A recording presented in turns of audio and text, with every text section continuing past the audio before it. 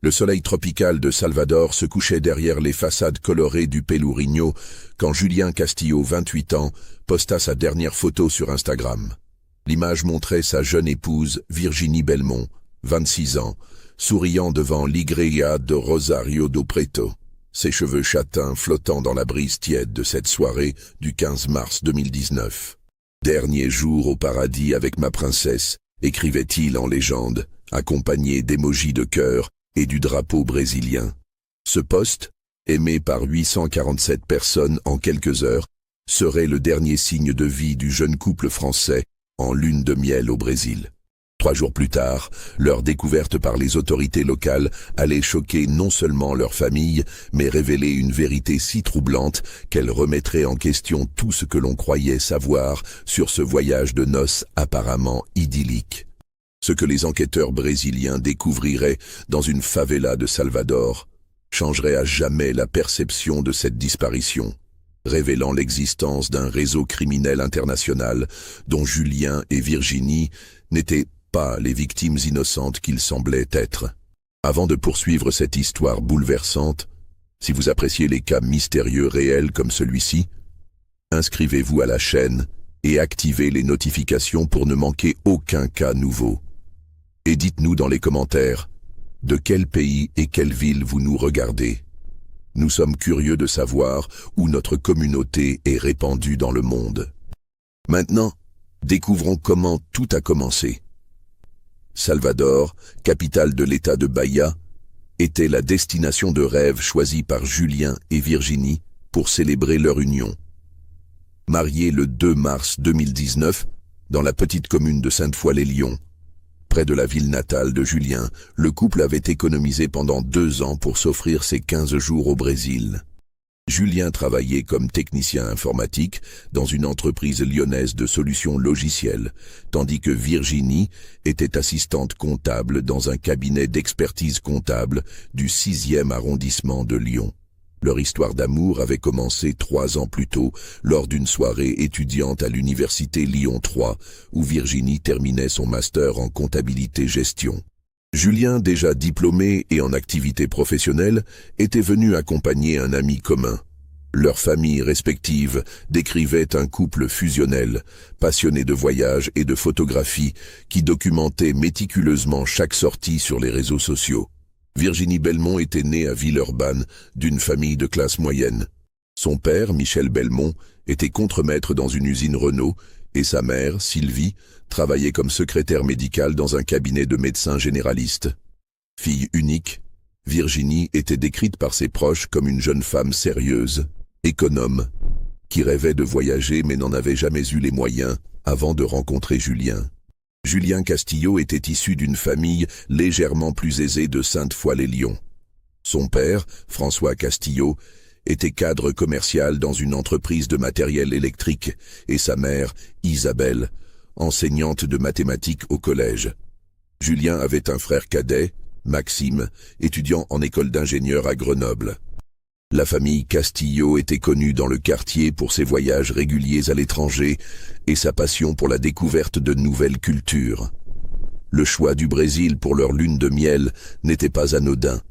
Julien parlait couramment portugais, une langue qu'il avait apprise par passion personnelle et qui lui avait valu plusieurs missions professionnelles avec des clients lusophones. Il rêvait depuis longtemps de découvrir Salvador, berceau de la culture afro-brésilienne, et avait convaincu Virginie que cette destination combinerait parfaitement détente balnéaire et richesse culturelle. Le couple avait minutieusement préparé son voyage.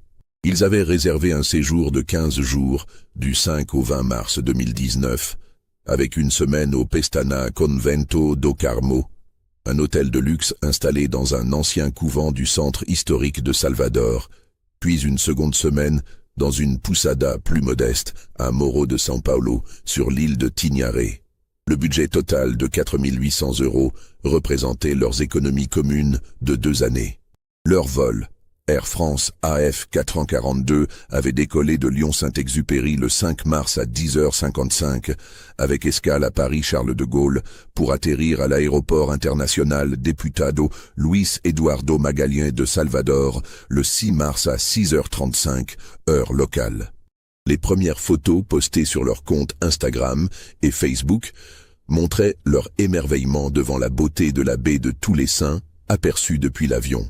Les 5 premiers jours à Salvador s'étaient déroulés exactement comme prévu dans leur itinéraire touristique.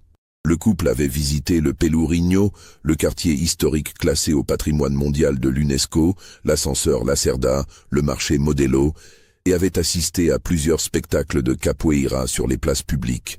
Leurs réseaux sociaux regorgeaient de photos souriantes. Virginie dégustant un açaï au bord de mer, Julien apprenant quelques pas de samba avec des musiciens de rue, le couple posant devant l'église du Bonfim avec des rubans colorés aux poignets. Le 10 mars, ils avaient rejoint leur seconde destination, Morro de São Paulo. Cette île, accessible uniquement par bateau ou avion-taxi, était réputée pour ses plages paradisiaques et son ambiance détendue. Le couple s'était installé à la Pousada Villa do Coré, un petit établissement familial tenu par Dona Maria Santos, une Bayanaise de 55 ans, qui parlait un français approximatif, appris avec les nombreux touristes européens. Les photos de cette période montraient un bonheur apparent. Julien et Virginie sur la plage de Gamboa, au coucher du soleil, partageant une moqueca de poissons dans un restaurant de bord de mer, participant à une fête de pleine lune organisée sur la plage principale. Leur dernier poste géolocalisé sur l'île datait du 13 mars au soir. Le 14 mars au matin, le couple était retourné à Salvador pour leur dernière nuit avant le vol de retour prévu le 20 mars. Ils avaient réservé une chambre au même hôtel du centre historique pour boucler la boucle de leur voyage. C'est à partir de ce moment que leur comportement avait commencé à changer, même si ce changement n'était perceptible qu'en analysant rétrospectivement les détails de leurs dernières heures documentées. Le 15 mars 2019, Julien et Virginie avaient commencé leur journée normalement. Les caméras de sécurité de l'hôtel Pestana Convento do Carmo les montraient prenant leur petit déjeuner dans le patio central à 8h42. Julien portait un polo blanc et un bermuda beige.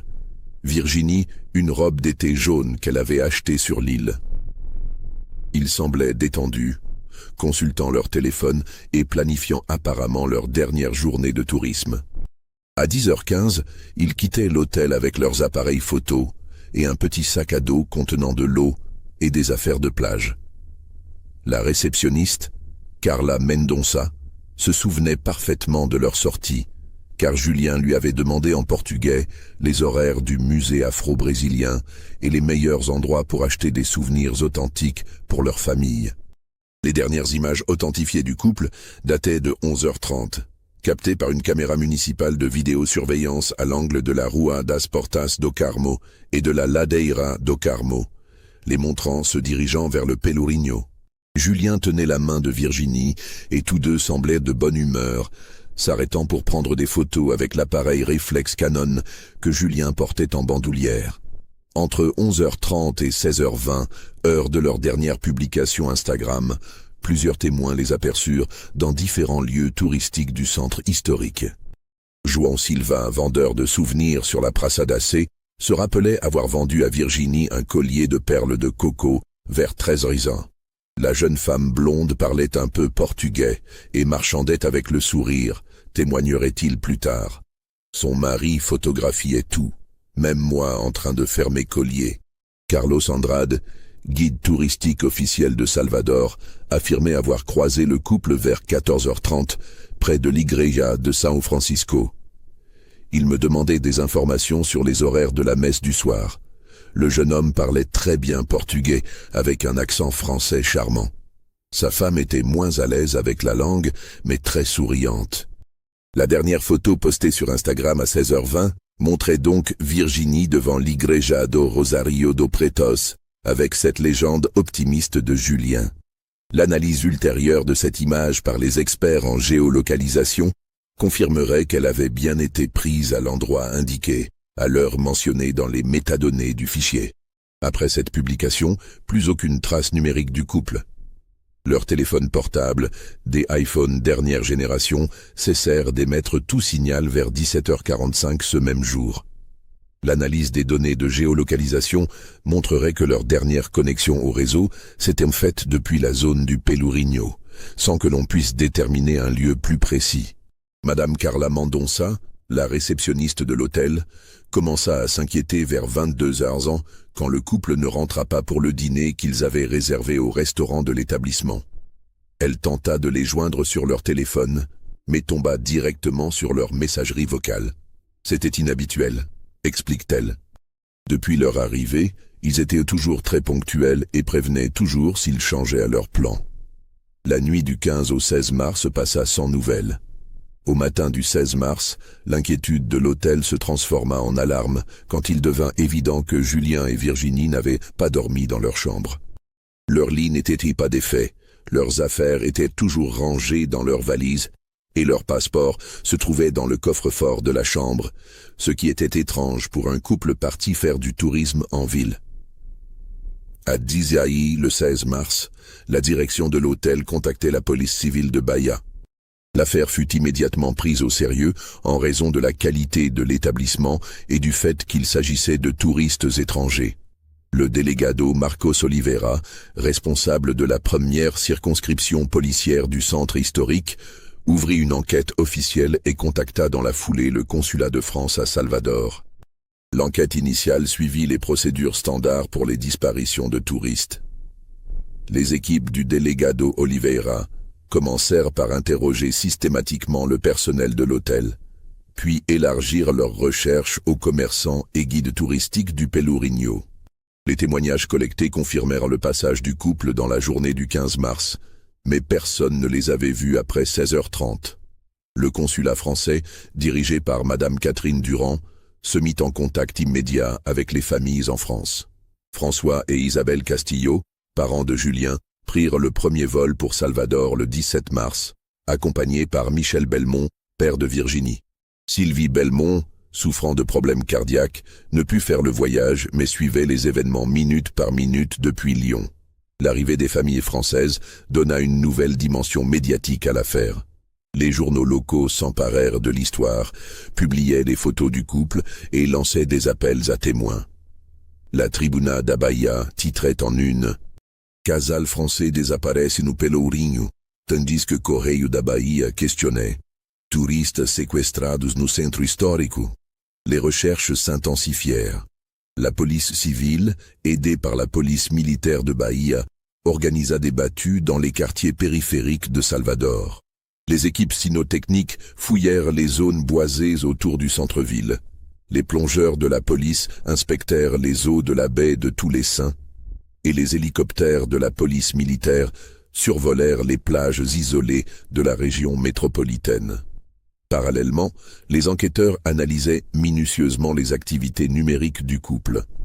Leur compte bancaire français ne montrait aucune transaction suspecte après le 15 mars.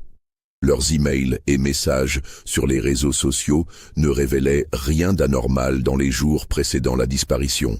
Leur famille confirmait que Julien et Virginie n'avaient jamais mentionné de problème, de menaces ou de comportements inquiétants de la part d'autres personnes. Le 18 mars, l'enquête prit une tournure internationale quand Interpol fut officiellement saisi de l'affaire. Les autorités françaises dépêchèrent un expert de la police judiciaire, le commissaire Patrick Morel, spécialisé dans les disparitions de ressortissants français à l'étranger.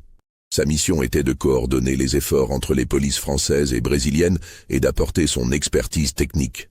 L'analyse forensique des chambres d'hôtel et des lieux visités par le couple ne révéla aucune trace de lutte ou de violence. Les experts en informatique récupérèrent les données des téléphones de Julien et Virginie grâce aux sauvegardes iCloud, mais n'y trouvèrent rien de suspect. Uniquement des photos de voyage, des messages d'amour échangés entre eux et des conversations banales avec leurs familles et amis restés en France.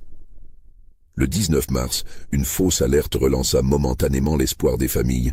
Un couple français correspondant au signalement avait été aperçu dans une pousada de Trancoso, à 700 km au sud de Salvador. Une équipe de police se déplaça immédiatement, mais il s'agissait d'autres touristes français qui n'avaient aucun lien avec l'affaire.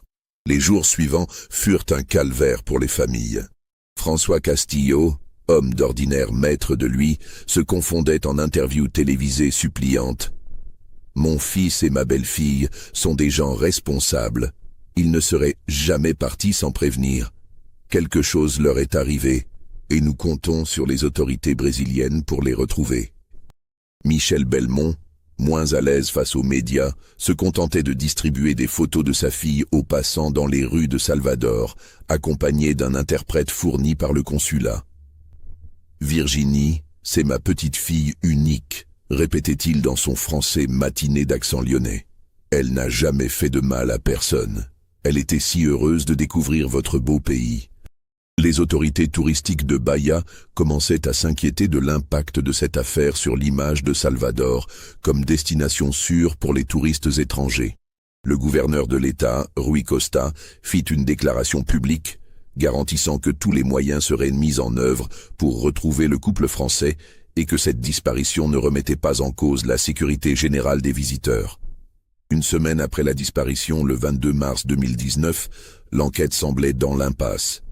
Aucune demande de rançon n'avait été formulée, aucun témoin fiable n'avait vu le couple après 16h30 le 15 mars, et toutes les pistes explorées s'étaient révélées infructueuses. Les familles françaises, épuisées physiquement et moralement, envisageaient de rentrer en France tout en maintenant leur présence sur place par l'intermédiaire du consulat. C'est dans ce contexte d'impasse que se produisit l'événement qui allait tout changer.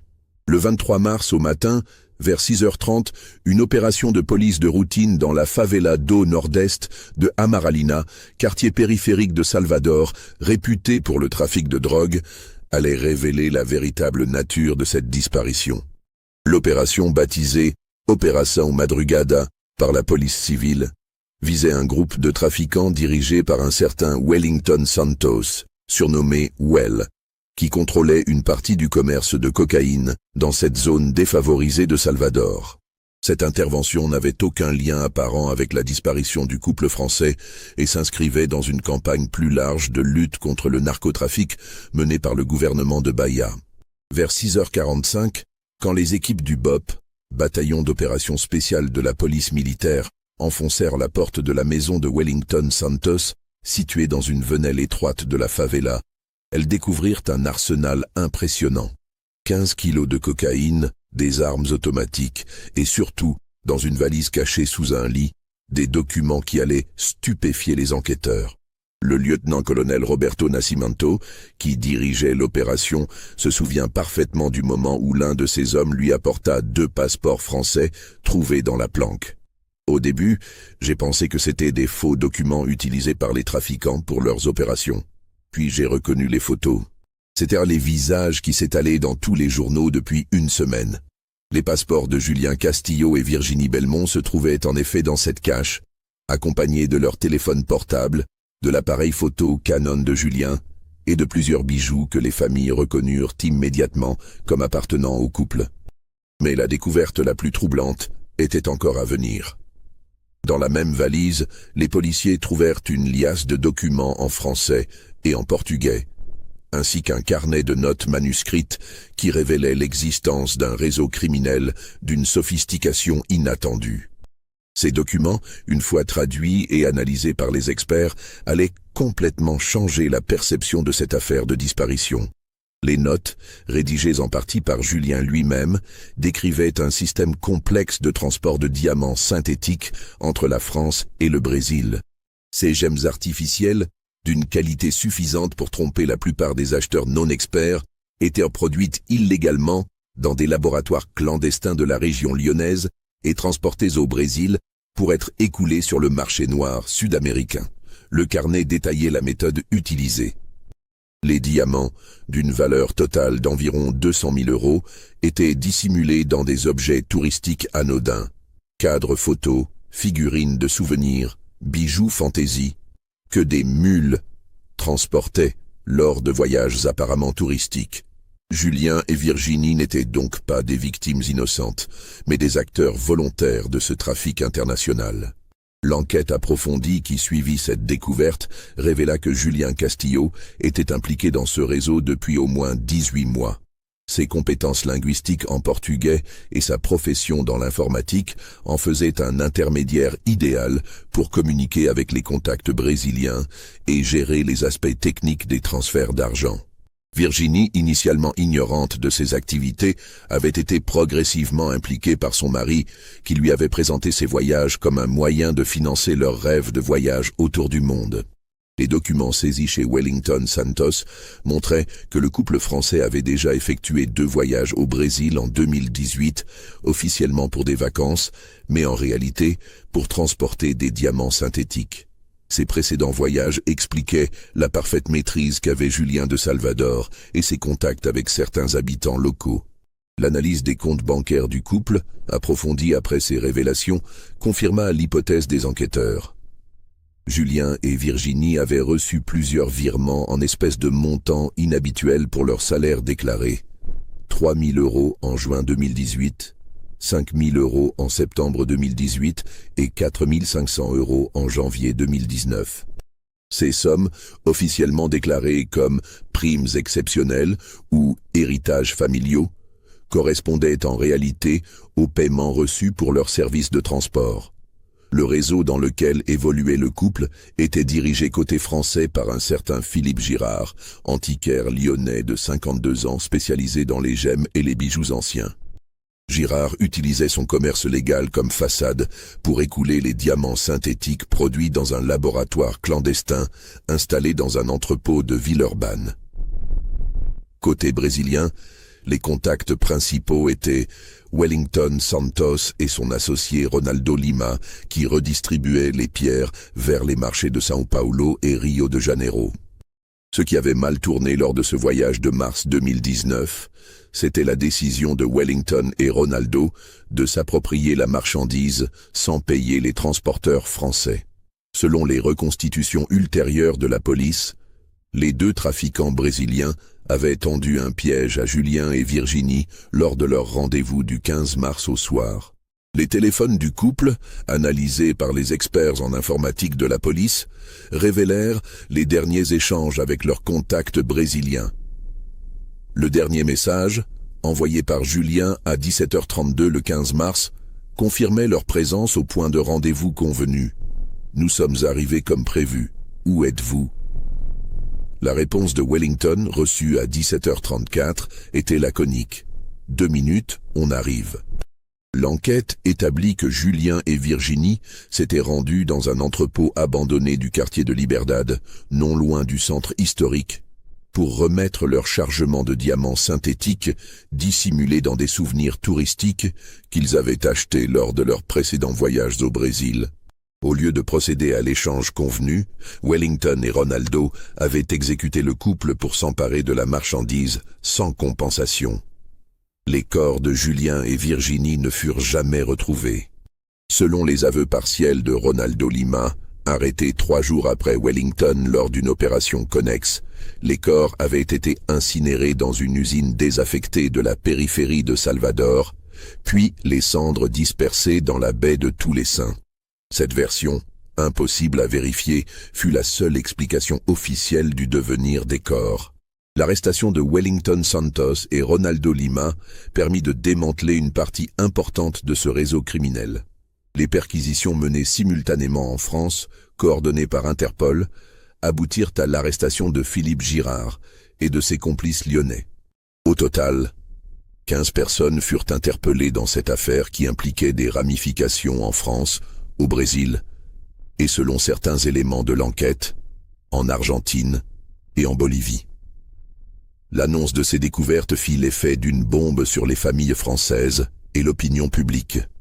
François et Isabelle Castillo, anéantis d'apprendre que leur fils était impliqué dans un trafic international, refusèrent, dans un premier temps, de croire à ces révélations.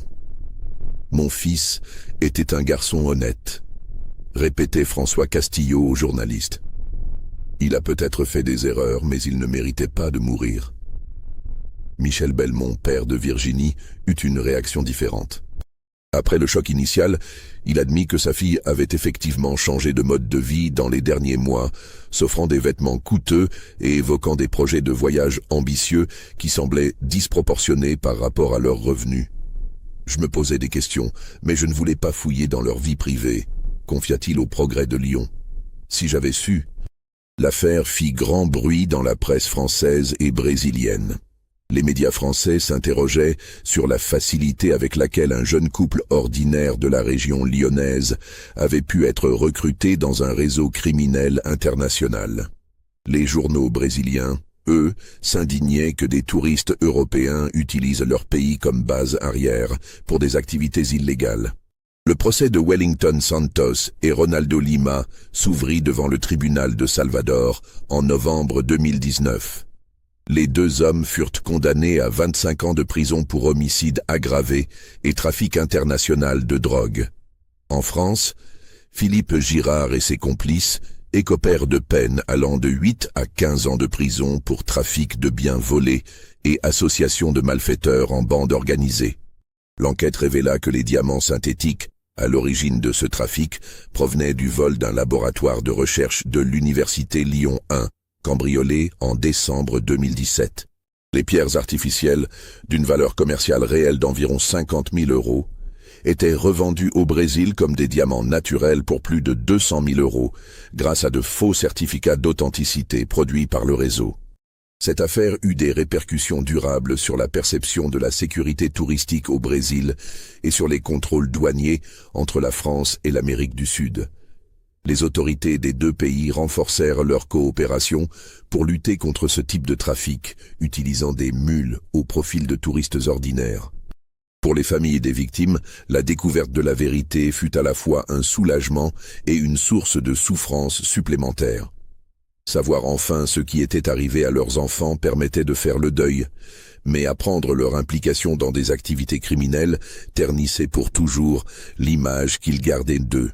Une cérémonie commémorative fut organisée le 15 mars 2020, un an jour pour jour après la disparition, dans l'église Sainte-Foy de Sainte-Foy-les-Lyons, où Julien et Virginie s'étaient mariés.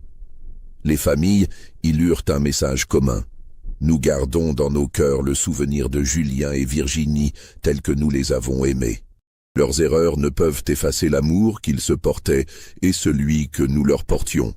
Puisse leur histoire servir d'avertissement à d'autres jeunes tentés par l'argent facile. L'affaire Castillo-Belmont reste aujourd'hui étudiée dans les écoles de police comme un exemple typique des nouveaux visages du crime organisé international. Elle illustre comment des personnes apparemment ordinaires peuvent être recrutées par des réseaux criminels sophistiqués et comment la cupidité peut transformer une lune de miel de rêve en tragédie mortelle. Cette histoire nous montre que les apparences peuvent être profondément trompeuses et que derrière l'image parfaite des réseaux sociaux peuvent se cacher des réalités bien plus sombres. Elle nous rappelle aussi que dans le monde du crime organisé, la confiance est un luxe que personne ne peut se permettre et que la trahison est souvent la règle plutôt que l'exception. Les répercussions de cette affaire se firent sentir bien au-delà du cercle familial immédiat. À Lyon, l'entreprise informatique où travaillait Julien dut faire face à une enquête interne approfondie pour déterminer si leur système avait été utilisé pour faciliter les transferts d'argent du réseau criminel. Bien qu'aucune complicité de l'entreprise ne fût établie, plusieurs clients choisirent de résilier leur contrat, craignant pour la sécurité de leurs données. Le cabinet comptable employant Virginie subit également un contrôle fiscal exceptionnel. Les autorités voulaient s'assurer qu'elle n'avait pas utilisé ses compétences professionnelles pour blanchir les profits du trafic de diamants. Cette enquête, bien que concluant à l'innocence du cabinet, porta un coup sérieux à sa réputation dans le milieu des entreprises lyonnaises. L'Université Lyon 1, d'où provenaient les diamants synthétiques volés, renforça drastiquement ses mesures de sécurité. Le laboratoire de recherche sur les matériaux fut entièrement réorganisé, avec l'installation de systèmes de surveillance 24h/24 et la mise en place d'un protocole strict pour l'accès aux équipements sensibles. Le professeur Jean-Claude Mercier, directeur du laboratoire au moment du vol, prit une retraite anticipée, rongé par la culpabilité d'avoir involontairement fourni la matière première de ce drame. Au Brésil, l'affaire eut également des conséquences importantes sur les politiques de sécurité touristique. Le gouvernement de Bahia lança un programme de formation spécialisé pour les forces de police locales, afin de mieux identifier les touristes impliqués dans des activités criminelles. Des accords de coopération renforcés furent signés avec Interpol pour faciliter le partage d'informations sur les réseaux criminels internationaux utilisant le tourisme comme couverture. L'aéroport international de Salvador installa de nouveaux équipements de détection pour identifier les objets modifiés ou truqués dans les bagages des passagers. Ces investissements, d'un coût total de 2,3 millions de réais, furent financés conjointement par l'État de Bahia et le gouvernement fédéral brésilien, conscient de l'enjeu économique représenté par le tourisme international. 6 mois après les révélations, en septembre 2019, une nouvelle découverte vint compléter le puzzle de cette affaire. Lors d'une perquisition tardive dans l'appartement lyonnais que Julien et Virginie partageaient depuis leur mariage, les enquêteurs français trouvèrent un coffre-fort dissimulé derrière une bibliothèque. À l'intérieur, 85 000 € en liquide et une correspondance révélatrice avec Philippe Girard. Ces lettres, écrites de la main de Julien, montraient l'évolution psychologique du jeune homme dans son implication criminelle. Les premiers échanges, datés de mai 2018, témoignaient d'hésitation et de scrupules moraux. « Je ne suis pas sûr d'être fait pour ce genre d'activité », écrivait-il à Girard. Virginie ne sait rien et j'aimerais qu'elle reste en dehors de tout ça. Les lettres suivantes révélaient une progression inquiétante vers l'acceptation puis l'enthousiasme pour ces activités lucratives. En décembre 2018, Julien écrivait « Le dernier voyage s'est parfaitement déroulé. » Virginie commence à poser des questions sur nos revenus supplémentaires, mais elle apprécie le confort que cela nous apporte. Je pense qu'il sera bientôt temps de lui expliquer la situation. La dernière lettre datée de février 2019, soit un mois avant le voyage fatal, était particulièrement révélatrice de l'état d'esprit du couple. Virginie est maintenant au courant de tout et a accepté de participer activement. Elle comprend que c'est notre chance de nous constituer rapidement le capital nécessaire pour acheter notre maison et réaliser nos projets. Nous sommes prêts pour Salvador. Cette fois, nous transporterons la plus grosse cargaison jamais convoyée. Cette dernière phrase était prophétique. L'enquête établit que lors de ce voyage de mars 2019, Julien et Virginie transportaient effectivement la plus importante livraison de diamants synthétiques jamais acheminée par ce réseau. 847 pierres d'une valeur totale de 280 000 € sur le marché noir brésilien. Cette somme exceptionnelle expliquait pourquoi Wellington Santos et Ronaldo Lima avaient choisi de trahir leurs partenaires français plutôt que de partager les bénéfices. L'analyse forensique approfondie des objets trouvés chez Wellington Santos révéla l'ingéniosité du système de dissimulation utilisé par le couple. Les diamants étaient décachés dans des cadres photo-touristiques dont le fond avait été évidé et refermé de manière imperceptible. Chaque cadre contenait entre 15 et 20 pierres, soigneusement emballées dans du coton et protégées par une fine plaque de métal pour éviter la détection au rayon X. Virginie avait également dissimulé des diamants dans des bijoux fantaisie achetés lors de leur précédent voyage au Brésil. Les colliers de perles et les bracelets en bois avaient été évidés avec une précision chirurgicale, puis refermés de manière à paraître parfaitement normaux. Cette technique, enseignée par Philippe Girard, nécessitait plusieurs heures de travail minutieux pour chaque objet modifié. L'expertise technique confirma que ce système de camouflage était particulièrement sophistiqué et difficile à détecter avec les équipements de sécurité standards des aéroports en 2019. Seule une fouille manuelle approfondie avec démontage complet des objets aurait pu révéler la supercherie, ce qui expliquait le succès des précédents voyages du couple. En novembre 2019, lors du procès de Wellington Santos et Ronaldo Lima à Salvador, de nouveaux éléments troublants furent révélés. Les deux accusés, tentant d'obtenir une réduction de peine, décidèrent de collaborer pleinement avec la justice brésilienne. Leurs témoignages détaillés permirent de reconstituer les dernières heures de Julien et Virginie avec une précision glaçante. Selon Wellington Santos, le couple français était arrivé au rendez-vous du 15 mars vers 18h30 dans l'entrepôt abandonné du quartier de Liberdade. Julien portait un sac à dos contenant les objets truqués, tandis que Virginie tenait un sac de voyage avec les bijoux modifiés.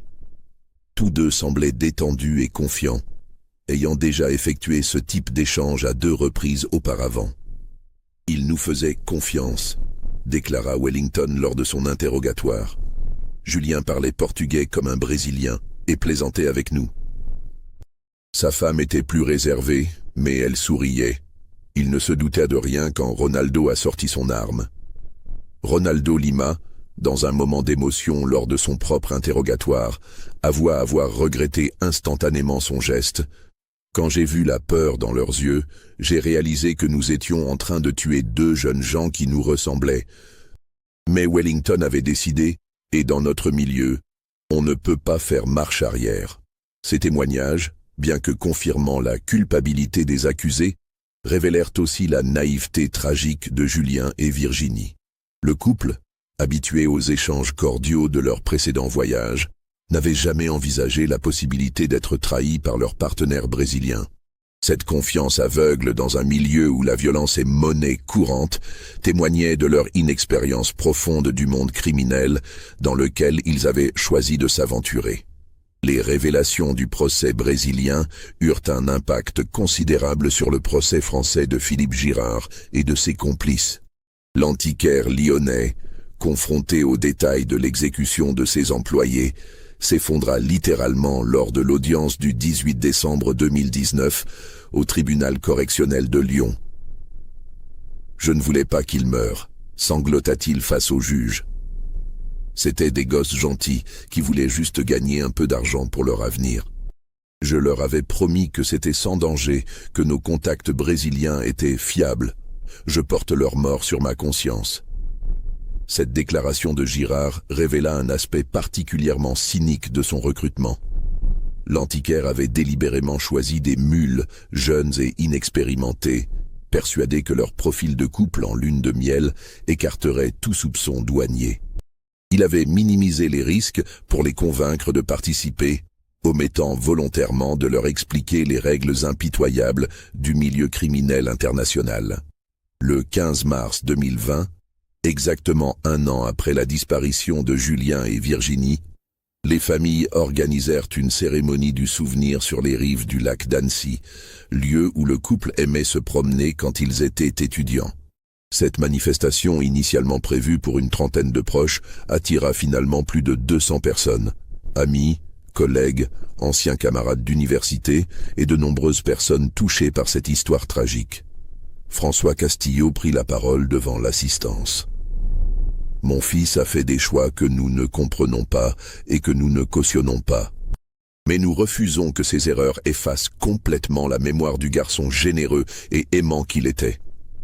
Julien et Virginie ont payé de leur vie leur naïveté et leur cupidité.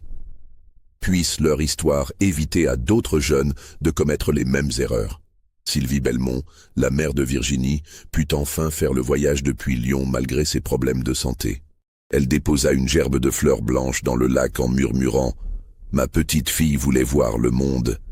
Elle l'a vu, mais pas comme elle l'avait rêvé. » Cette cérémonie marqua symboliquement la fin de l'affaire pour les familles, même si les répercussions judiciaires se poursuivirent encore plusieurs mois. En mai 2020, la Cour d'appel de Lyon confirma les condamnations de Philippe Girard et de ses complices, rejetant leur pourvoi et leur demande de réduction de peine. Au Brésil, Wellington Santos et Ronaldo Lima purgent actuellement leur peine de 25 ans de prison dans le pénitencier de haute sécurité de Salvador. Selon les dernières informations judiciaires, aucun des deux n'a manifesté l'intention de faire appel de sa condamnation, conscient que leurs aveux complets leur avaient évité une condamnation à perpétuité. L'affaire Castillo-Belmont a inspiré plusieurs travaux académiques sur la criminalité transnationale et les nouvelles formes de trafic utilisant le tourisme comme couverture. En 2021, le criminologue français Dr Antoine Marchetti publia une étude de cas détaillée intitulée « Quand la lune de miel tourne au cauchemar », analyse d'un réseau criminel franco-brésilien qui est devenu une référence dans les formations de police judiciaire. Cette recherche mit en évidence plusieurs facteurs de risque qui auraient pu alerter les proches de Julien et Virginie. L'amélioration soudaine de leur niveau de vie, leur voyage fréquent vers la même destination, leur discrétion croissante sur leurs activités, et surtout leurs connaissances linguistiques et techniques qui en faisaient des profils idéaux pour ce type de trafic. En 2022, 3 ans après les faits, les autorités françaises et brésiliennes annoncèrent conjointement le démantèlement complet du réseau criminel dont faisaient partie Julien et Virginie. Les derniers complices, qui avaient repris les activités après l'arrestation de Philippe Girard, furent arrêtés simultanément à Lyon et São Paulo lors d'une opération coordonnée par Interpol. Cette dernière phase de l'enquête révéla l'ampleur réelle du trafic. Sur 3 ans d'activité, le réseau avait transporté plus de 3000 diamants synthétiques pour une valeur totale de 1,2 million d'euros. Julien et Virginie n'étaient que l'un des 6 couples de mules utilisés par l'organisation, tous recrutés selon le même profil. Jeunes, éduqués, sans antécédents criminels, et motivés par l'appât du gain facile. Les autres couples, plus chanceux ou plus prudents, avaient cessé leurs activités après l'arrestation de leurs complices brésiliens. Certains avaient même quitté la région lyonnaise et changé d'identité, terrorisés à l'idée de subir le même sort que Julien et Virginie. Leurs témoignages anonymes, recueillis lors de la phase finale de l'enquête, confirmèrent les méthodes de recrutement de Philippe Girard et la progression graduelle vers l'acceptation d'activités criminelles. Aujourd'hui, l'histoire de Julien Castillo et Virginie Belmont continue de servir d'exemple dans les programmes de prévention de la délinquance financière.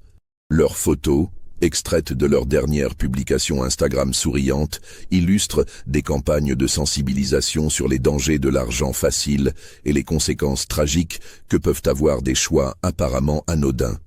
Le consulat de France à Salvador a installé dans ses locaux une plaque commémorative sobre à la mémoire de Julien Castillo et Virginie Belmont, victimes de leurs propres erreurs et de la violence criminelle. Que leur sacrifice rappelle à tous les voyageurs français les dangers des activités illégales à l'étranger. Cette affaire nous enseigne que derrière les sourires parfaits des réseaux sociaux peuvent se cacher des réalités bien plus sombres. Elle nous rappelle que l'argent facile n'existe pas et que ceux qui promettent des gains rapides sans risque mentent toujours. Plus profondément, elle interroge notre société sur les pressions économiques qui poussent des jeunes gens ordinaires à franchir la ligne rouge de la légalité pour réaliser leurs rêves de réussite matérielle. Julien et Virginie voulaient simplement vivre mieux, voyager plus, avoir les moyens de leurs ambitions. Leur tragédie est qu'ils ont cru pouvoir jouer avec le feu sans se brûler, faire confiance à des criminels, et que leur inexpérience du monde du crime organisé leur a coûté la vie. Leur histoire résonne comme un avertissement éternel. Dans l'univers impitoyable du crime international, l'innocence et la naïveté ne protègent de rien, et la cupidité mène toujours à la catastrophe. Ce cas nous interroge sur notre capacité à vraiment connaître nos proches et sur les limites que nous sommes prêts à franchir pour réaliser nos rêves. Qu'avez-vous pensé de cette histoire? Aviez-vous soupçonné la véritable nature de ce voyage de noces? Comment expliquez-vous qu'un couple apparemment si amoureux ait pu se laisser entraîner dans de telles activités? Partagez vos réflexions dans les commentaires. Si vous avez apprécié cette investigation approfondie, n'oubliez pas de vous inscrire à la chaîne et d'activer les notifications. Laissez votre like si cette histoire vous a marqué et partagez-la avec quelqu'un qui s'intéresse aussi à ce type d'enquête criminelle.